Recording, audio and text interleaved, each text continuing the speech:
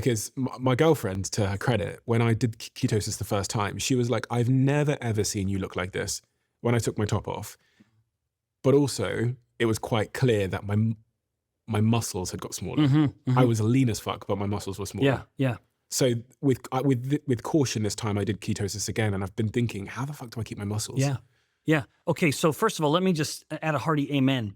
I'm an advocate of a ketogenic diet, although it can be applied differently across different people. But I would say anyone would benefit from having some modest period of time of elevated ketones, at least in some portion of the day. Now, how do you maintain muscle mass in the midst of such obvious weight loss? I can only speculate.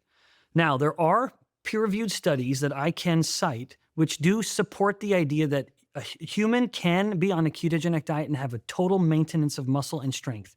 That is published. So we know it's possible, although that doesn't seem to be what happened with you. I would suspect that there were two things happening, possibly. Now, I'm speculating here and I'm pretending to be your coach or your expert here. One could have been that you had relatively lower energy during your workouts because of a slight degree of dehydration. And then the other one would be calories, which I'll come back to in a moment. I just wanted to put it out there. So when insulin comes down, one of the many effects in the body is that another hormone comes down called aldosterone, which is one we've never invoked yet. But low insulin leads to lower aldosterone. When aldosterone comes down, the kidneys begin to eliminate salt and water much more rapidly. Now, that's not problematic, but it does mean that a person does have to focus more on hydration and salts.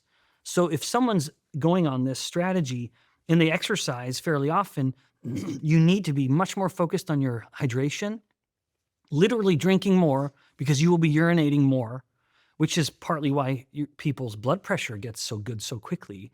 And just to pause on that point, if someone is on 1 or 2 blood pressure medications and they adopt a ketogenic diet, they usually have to stop their medications within 2 days because their blood pressure goes to normal so quickly that if they stay on the medication, they're going too low. So one could be that you were actually working out a little less intensely because of the dehydration.